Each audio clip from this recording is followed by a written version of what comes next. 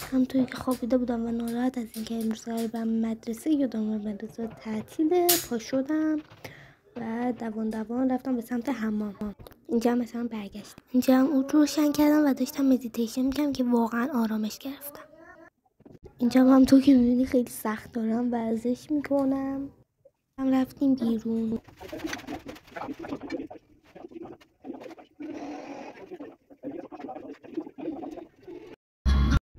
بگذار زمن آشنا چون دیگران با سر گذشتم.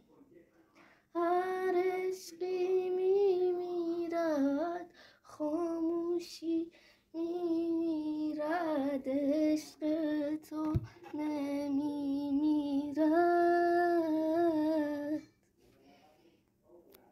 بگی صدام چطوری بود و تا یه ویدیوی دیگه بوس